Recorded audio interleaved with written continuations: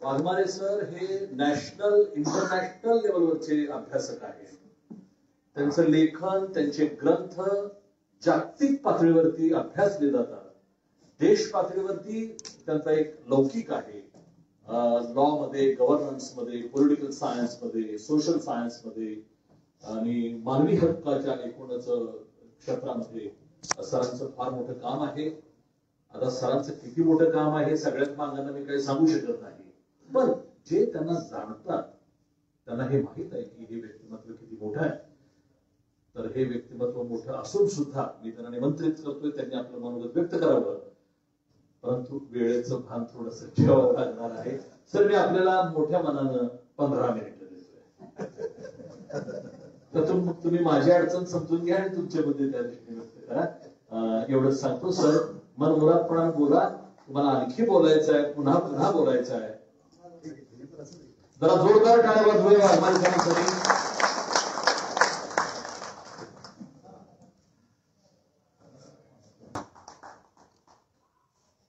गोलमेज परिषदेमध्ये जे काही केलं जातं त्याच्या पाठीमागचं जे प्रयोजन असतं ते प्रयोजन समाजामध्ये, एकूणच समाजामध्ये एक सहमतीचं वातावरण व्हावं आणि गरिबांच्या पदरी जे काही पडत आहे त्या पदरी पडण्यावर सहमती व्हावी, या दृष्टिकोनानुसार एक उद्देश घेऊन ही परिषद, मला वाटतं आमचे मित्र सक्ते सर आणि कॉम्रेड भिसे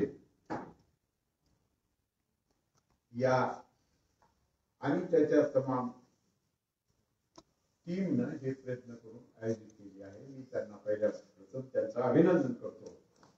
आणि माझ्यावर वेळेचं बंधन टाकल्यामुळं आणि मला त्याच वेळेला फार असा विद्वान माणूस आहे, आंतरराष्ट्रीय आहे, असं त्यांनी जे म्हटलेलं आहे ते त्यांच्या मनाचा मोठेपणा आहे. मी एक साधा माणूस आहे, शिक्षक आहे, आणि जे मी काही केलं ते नम्रतेनं केलं, सिन्सिअरली केलं, समाजाची बांधिलकी म्हणून केलेलं आहे. तथापि मला इथे बोलावून त्यांनी माझा बहुमान केला आणि आम्ही शिक्षक मंडळी, प्राध्यापक मंडळी जे काही करतो ते आयव्हरी टॉवर मध्ये न राहता ते एक प्रकारे आपल्याला समाजामध्ये व्यक्त झालं पाहिजे. आणि कोणत्या समाजामध्ये व्यक्त झालं पाहिजे? जो समाजच अव्यक्त आहे, जो समाजच व्हाइसलेस आहे आणि इनविजिबल आहे, व्हाइसलेस आहे, इनविजिबल आहे, अशा समाजामध्ये व्यक्त होण्याची जी या ठिकाणी संधी मला प्राप्त झाली, म्हणून माझ्या पुढे मोठा पेच निर्माण झाला आहे की 15 मिनिटाच्या आत, आता अध्यक्षाचं काम कसं असतं, अध्यक्षाचं काम माझ्या अगोदर काय बोलले याचा एकंदर त्याची समीक्षा करणं, त्याचा सार तुमच्या पुढे मांडणं, हे कुठल्याही अध्यक्षाची जबाबदारी असते. आणि म्हणून या ठिकाणी मी तुमच्या जेव्हा आपल्या ऍक्च्युअल चर्चा होती, आपण जेव्हा इंटरॅक्ट होऊ, तेव्हा मी वेळोवेळी मी आपल्याशी संवाद साधण्यासाठी उपस्थित राहील. परंतु या ठिकाणी व्यासपीठावर जे काही बोललं गेलं त्याच्या अनुषंगाने मी 2 शब्द बोलले पाहिजे, थोडक्यात बोलले पाहिजे, असा एक सिरस्ता मी या ठिकाणी तुर्तास मान्य करतो. परंतु मी पेशानं शिक्षक आहे, म्हणून कधी कधी विश्लेषण हे वाढू शकतं.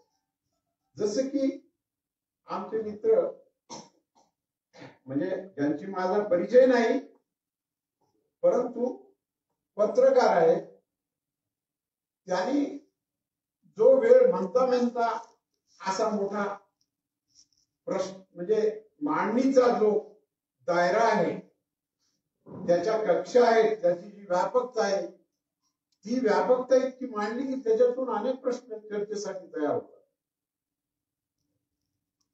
त्याचबरोबर अतिशय मुद्दा महत्वाचा जो आहे तो गौतमी कांबळे साहेबांनी मांडला आणि तो मोठा समोच्चाराचा आणि खरं म्हटलं तर गरिबाच्या पदरी दान म्हणून नाही तर हक्क म्हणून देण्याच्या दृष्टिकोनातूनचा मुद्दा त्यांनी या ठिकाणी मांडला. त्या निमित्तानं एक मी छोटं उदाहरण सांगतो. महाराष्ट्रामध्ये जे दोन संख्येनं मोठे समूह आहेत ते मातंग आणि पूर्वश्रमीचे महार किंवा आजचे बौद्ध आहेत. या दोन्हीमध्ये संवाद नव्हता काय? या दोन्हीमध्ये संवाद होता आणि सहमती होती, संघर्षही होता. आणि हा जो त्यांनी एक बोलता बोलता सुंदर मुद्दा या ठिकाणी मांडला. जेव्हा हितसंबंधामध्ये संघर्ष होतो तेव्हा असे पेच तयार होतात. म्हणजे एका गटाला वाटतं की आमच्या हितसंबंधावर गदा येते आहे, कशामुळं? या न्यायालयाच्या निर्णयामुळे आणि उपवर्गीकरणामुळे. हा दुसऱ्याला असं वाटतं की आम्ही वंचित आहोत, आम्ही अतिवंचित आहोत. म्हणून जेव्हा जेव्हा हितसंबंधामधले संघर्ष पुढे येतात तेव्हा हितसंबंधामधले संघर्ष सोडत असताना न्यायाचा प्रश्न निर्माण होतो. जिथं जिथं संघर्ष होतो तिथं तिथं न्यायाचा प्रश्न निर्माण होतो. आणि जेव्हा संघर्ष निर्माण होतात तेव्हा प्रामुख्याने त्याच्यामधून काहीतरी थेसिस, अँटिथेसिस आणि सिंथेसिस काहीतरी चांगलं निर्माण होत असत. म्हणून संघर्ष आहे. पण हा संघर्ष कसा असला पाहिजे? तर महाराष्ट्रामधला हा जो संघर्ष आहे हा संघर्ष समोपचारानं सोडणारा संघर्ष आहे. तो कार्ल मार्क्सच्या मार्गाचा नाही, तर तो मी असं म्हणेल रिकन्सिलेशनचा आहे. आणि म्हणून ज्या अर्थानं ही जी गोलमेज परिषद आहे ती रिकन्सिलेशनच्या दृष्टिकोनातून महत्वाची आहे. समोच्चारानं आणि सहमतीनं हा मुद्दा सोडत आहे. आणि हा मुद्दा आपण डॉक्टर बाबासाहेब आंबेडकरांच्या मार्गाने सोडू लागलो. हा मुद्दा आपण बुद्धाच्या मैत्रीनं सोडू लागलो. आणि म्हणून त्या अंगाने आपल्याला चर्चा करायची आहे. मुद्दा हा नाही की आज रिझर्वेशन संपुष्टात येत आहे, खरी गोष्ट आहे. त्याला प्रायव्हेटायझेशन जबाबदार आहे, त्याला खाजगीकरण, उदारमतवाद या गोष्टी एक प्रकारे जबाबदार आहे. आणि आपलं शासन कोणत्याही पक्षाचं शासन असो, हे ज्याला आम्ही ग्लोबलायझेशन म्हणतो, त्या ग्लोबलायझेशन ला फाटा फुटू शकत नाही. म्हणून सार्वजनिक क्षेत्रामधल्या ज्या नोकऱ्या आहेत त्या कमी कमी होत चालल्या आहेत. आणि दुर्मिळता, रोजगार हे दुर्मिळ होत चाललेले आहेत. अशा परिस्थितीमध्ये भारतातले वंचित गट हे पुढे येऊ लागले आहेत. त्यांच्या मागण्या ह्या पुढे येऊ लागल्या आहेत. काय येऊ लागल्या आहेत तर त्याचं मुख्य कारण असं आहे की त्यांची व्हिजिबिलिटी वाढताना आपल्याला दिसते. आता मातंग उदाहरणामध्ये घ्यायचं असेल तर मातंग हे इनव्हिजिबल होते, पण ते बुद्धाच्या पायावर पाय टाकून आपण सुद्धा प्रकाशात आलं पाहिजे, यामुळं ते बुद्धाचा एक रेफरन्स ग्रुप देतात. आणि म्हणून मातंगाचा संदर्भ हा बुद्ध आहे, ब्राह्मण नाही. हे खरं म्हटलं तर बुद्धांनी लक्षात घेतलं पाहिजे आणि आपल्या मैत्रीचे आणि वडील बांधविकता ज्याला आपण म्हणतो ते हात पुढे केले पाहिजे. मुद्दा हा सुद्धा नाही की राज्यांना जे काही आदेश दिलेले आहेत सुप्रीम कोर्टाने, ते आदेश कसे आहेत की काही आदेश आहेत आणि काही मार्गदर्शक आहेत. ज्या गोष्टी मार्गदर्शक आहेत त्या गोष्टी एक प्रकारे राज्याच्या स्वइच्छेवर आहे. म्हणून आता हा जो निर्णय आहे हा आदेश आहे आणि तो राज्य दॅट इज परमिशेबल, हा जो शब्द वापरलेला आहे आदेशामध्ये, that is permissible to the state, ही गोष्ट आहे. आणि म्हणून बाकी अनेक गोष्टींची चर्चा होते. म्हणून आदेशामध्ये अनेक मॉडेल्स येतात, अनेक गोष्टी येतात, पण मॉडेल हे मॉडेल लागू करा आणि ते मॉडेल लागू करा अशा स्वरूपाचे आदेश मात्र या कोर्टाच्या निर्णयामध्ये नाही. आणि म्हणून आता जे आदेश देण्यात आलेले आहेत, म्हणून आपण आदेशाच्या दृष्टिकोनातून आणि अंमलबजावणीच्या दृष्टिकोनातून या व्यासपीठावर आपण चर्चा केली पाहिजे. मला हे माहित आहे रॉल्स नावाच्या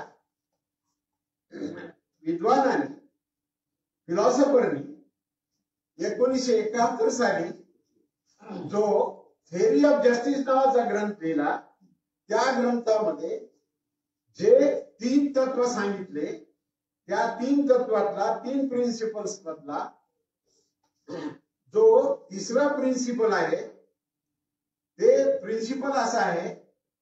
पहिलं प्रिन्सिपल काय आहे की भेदभाव नष्ट केला पाहिजे. दुसरं प्रिन्सिपल काय, सर्वांना समान संधी दिली पाहिजे.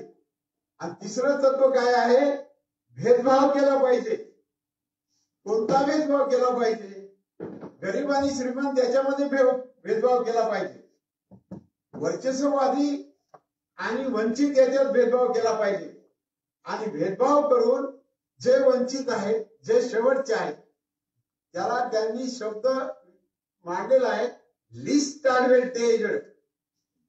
लिस्ट ऍडव्हान्टेज्ड लोकांना एक प्रकारे हा आपल्याला बेनिफिट देता आले पाहिजे असं म्हटलेलं आहे. मग इंडियामध्ये जॉन रॉलच्या अगोदर बाबासाहेब आंबेडकरांनी ही जी थेअरी ऑफ जस्टिस आहे, ही थेअरी त्यांनी 1971 ला रॉल्सनी सांगितली.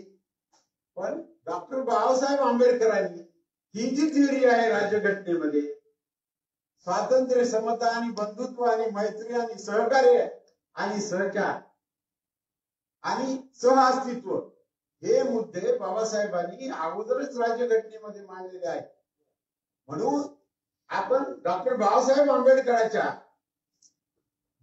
आंबेडकरांच्या तत्वावर जात असाल. आणि म्हणून मी हिंदू दैनिकामध्ये, इंग्लिश दैनिकामध्ये हे जे व्हर्डिक्ट आहे कोर्टाचं, ते व्हर्डिक्ट हे त्यांना कोणी सांगितलेलं नाही. सुप्रीम कोर्टाला कोणी असं सांगू शकत नाही की तुम्ही हे न्याय द्या ते द्या. कारण ज्युडिशरी ही स्वायत्त आहे. ज्युडिशरी स्वायत्त आहे आणि ज्युडिशरीने दिलेला हा जो निर्णय आहे, हा निर्णय इम्पेरिकल डेटाच्या आधारावर आहे. एवढंच नाही तर ह्या इम्पेरिकल डेटा त्यांनी कसा गोळा केलेला आहे, तर प्रत्येक राज्यामध्ये मागासलेलं कोण आणि बिगर मागासलेलं कोण याच्यावर चर्चा होऊन त्याचं स्टॅटिस्टिक गोळा करून त्याच्या आधारावर हा निर्णय शासनाने, म्हणून प्रत्येक राज्यामध्ये, बिहारमध्ये अशा पद्धतीच्या कमिटीज होत्या, युपी मध्ये कमिटी आहे, आपल्या महाराष्ट्रामध्ये कमिटी होती, कमिशन होतं, त्यानंतर कर्नाटकामध्ये कमिशन होतं, त्याचा आधार घेतलेला आहे. आणि दुसरी गोष्ट, सुप्रीम कोर्टामध्ये आर्काइव्ह होते, archive information, court of record आहे तिथे. त्या सगळ्या रेकॉर्ड मधून माहिती गोळा करून त्याचं अनालायसिस करून कोर्टानं दिलेला निर्णय आहे. म्हणून कोणी कोर्टाला डिक्टेट करू शकत नाही. फक्त कोर्टामध्ये असं विचारलं जाऊ शकतं की सरकारला आपली बाजू मांडायची आहे का. सरकारला बाजू मांडण्यासाठी सरकारचा अभियोक्ता असतो, ज्याला आपण अटॉर्नी जनरल म्हणतो. आणि हा जो अटॉर्नी जनरल आहे, तो अटॉर्नी जनरल एक प्रकारे कोर्टामध्ये त्यांनी दिलेलं जे अफिडेव्हिट आहे, हे अफिडेव्हिट कोणत्याही सरकारला वंचिताचे क्लेम हे नाकारताच येत नाही. आम्हाला वी आर पार्टी ब्लाइंड, बरं का. कोणतं सरकार सत्तेवर आहे हे आम्हाला माहिती नाही, परंतु कोर्टाचं म्हणणं आहे की असं जर रिझर्वेशन केलं गेलं तर आमची हरकती नाही. अशा पद्धतीचं जे रिप्रेझेंटेशन जातं ते द्यावं लागतं त्यांना. मला सांगा, कुठलं सरकार की गरिबाच्या क्लेम्सला किंवा गरिबाच्या मागण्यांना हरकती घेणार आहे? ते गव्हर्नमेंट होऊ शकत नाही. गव्हर्नमेंट त्याच्यावर राहू शकत नाही. आणि मॉरल दृष्टिकोनातून तशा पद्धतीचा अधिकार कुठल्याही सरकारला राहत नाही. आणि म्हणून मला असं म्हणायचं आहे की हा जो प्रश्न आहे, हा प्रश्न आपण विरोध करण्याचा नाही, तर सहमती कशी बनेल या दृष्टिकोनातूनच आहे. आणि सहमती बनण्यासाठी मी एक उदाहरण सांगतो तुम्हाला.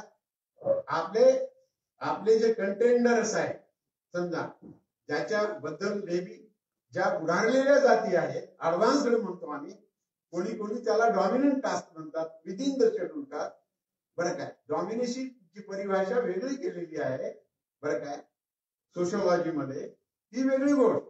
परंतु मी एक उदाहरण तुम्हाला सांगतो, मुद्दाम तुम्हाला सांगतो.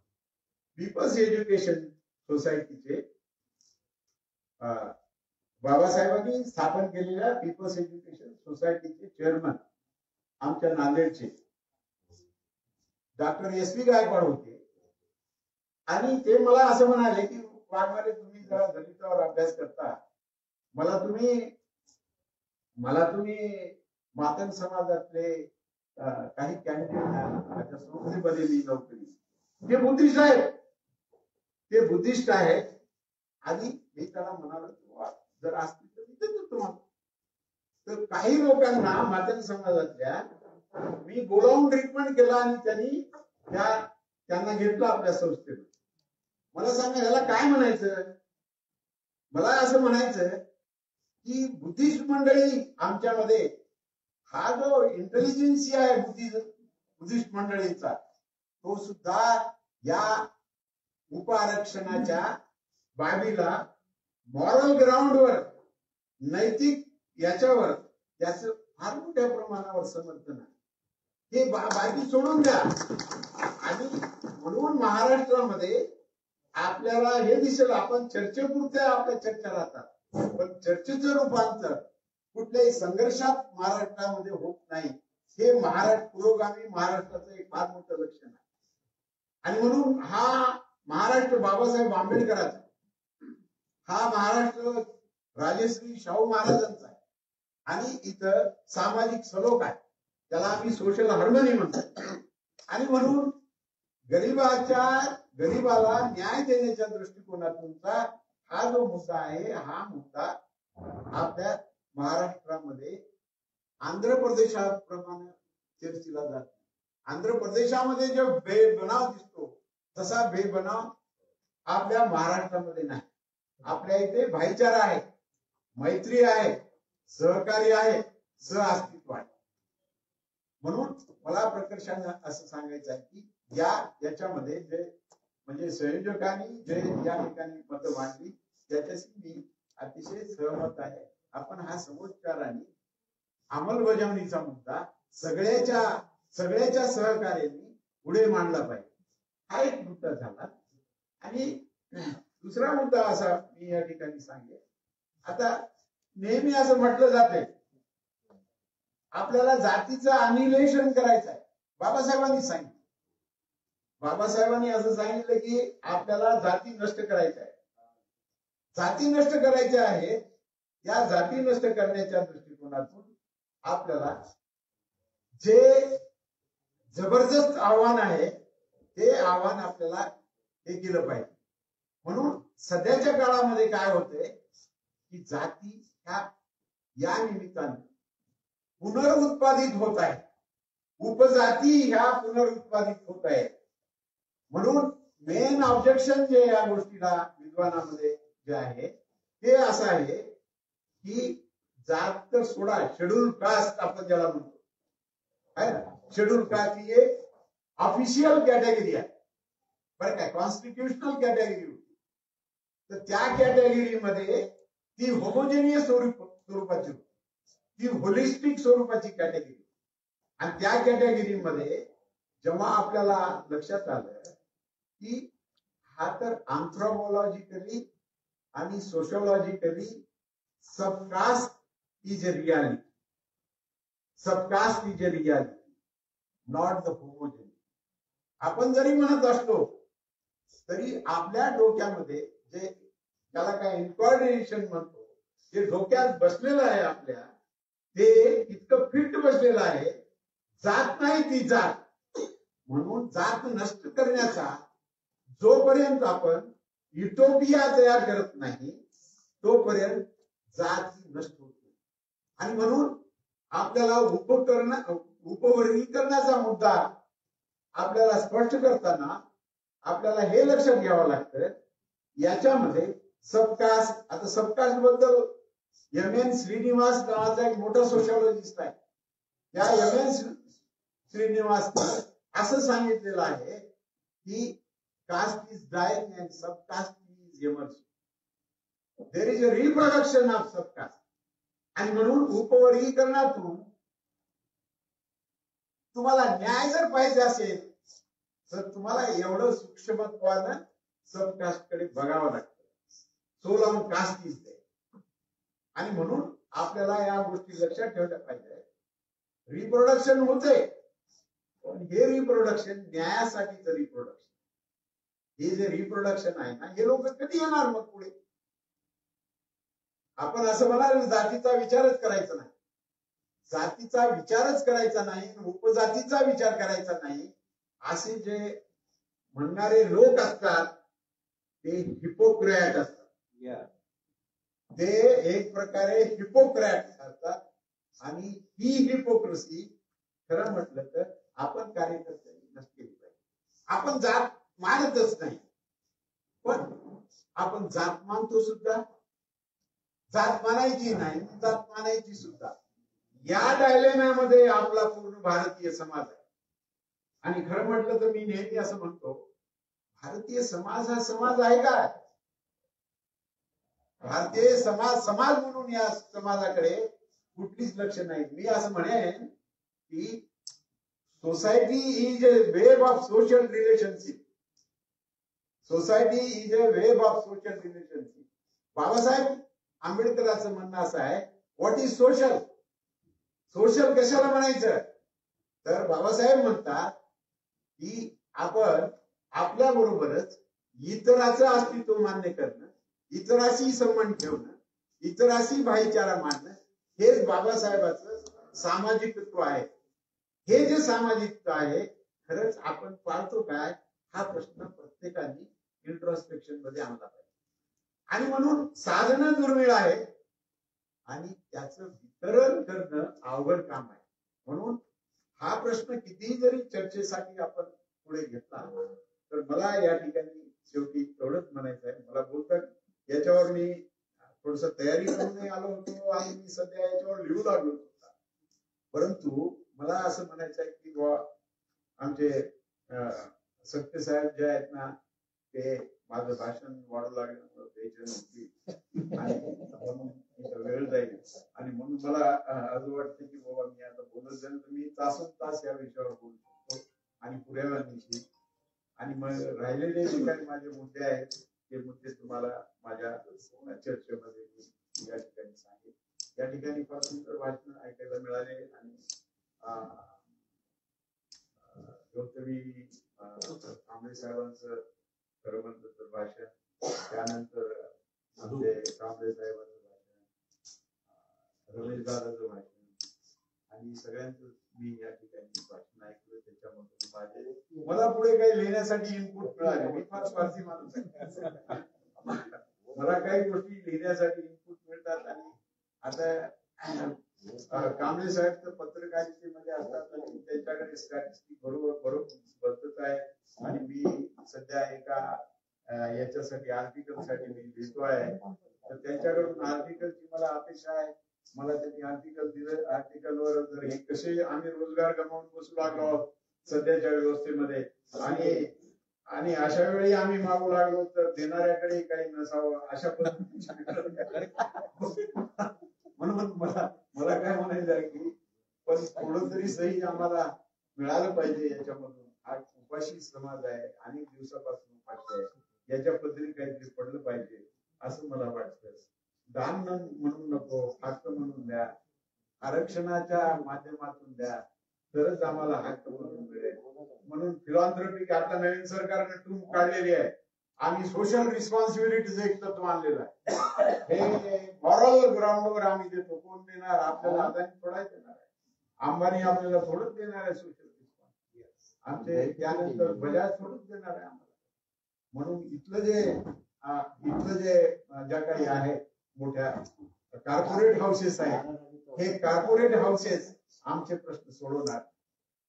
आणि म्हणून राज्यघटना ही जी आहे ना, ही राज्यघटना योग्य पद्धतीनं कुठलंही शासन येऊ आम्ही बरं त्या शासनाने ही राज्यघटना योग्य पद्धतीनं अंमलबजावणीमध्ये आली तर उपवर्गीकरणाच्या माध्यमातून या शासनाला आम्हाला सामाजिक न्याय मिळवून देता येईल अशी भावना मातंग समाजाची आणि मातंगासारख्या अनेक उपवर्गीकरण मागणाऱ्या वाल्मिकींची आणि मादिगांची आणि अनेक लोकांची भावना त्या निमित्तानं पूर्ण होईल असा एक आशावाद व्यक्त करू आणि महाराष्ट्र सरकारला सुदबुद्धी देऊ आणि लवकरात लवकर आरक्षण उप आरक्षण आमचं त्यांनी लागू करू याच्यासाठी आपण सगळ्यांनी प्रयत्नशील राहिले पाहिजे.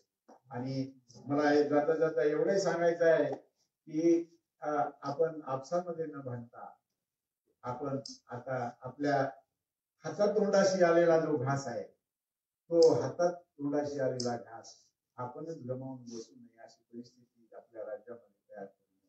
आपण मला असं वाटतंय जर गव्हर्नमेंट सकारात्मक असेल तर आपण निश्चित त्याचा लाभ घेऊन, पण गव्हर्नमेंटवर विश्वास कुठल्याही मी तर ठेवत नाही. कारण मला असं वाटतंय की आई जी आहे ना आपल्या मुलाला रडल्याशिवाय पाजवत नाही, तसंच हे सरकार आपण ओरडल्याशिवाय आपल्याला काही देणार बरं का. हे आपण आपल्या बुद्ध मंडळीकडून शिकलं पाहिजे. कारण स्टेट इज सोललेस. लक्षात घ्या, राज्य हे आत्मा गमावलेला आहे. राज्याकडे आत्मा नसतो, आईकडे आत्मा असते. तिला करुणेची पाझर असते, तिच्यामध्ये ती कणव असते. पण राज्य थोडंच तसं आहे. राज्य हे एक सोललेस आहे. हे महात्मा गांधी म्हणाले आणि डॉक्टर बाबासाहेब देखील म्हणालेले आहेत. एवढं तुम्ही लक्षात ठेवा. म्हणूनच बाबासाहेबांनी संघर्षाचा नारा आपल्याला दिलेला आहे. एवढं आपण लक्षात ठेवू. आपण आपला लढा आरक्षण उप आरक्षण मिळेपर्यंत सुरू केला पाहिजे. आणि त्याचबरोबर आरक्षण या देशामध्ये साबूत राहिलं पाहिजे. आरक्षण हे साबूत राहिलं पाहिजे.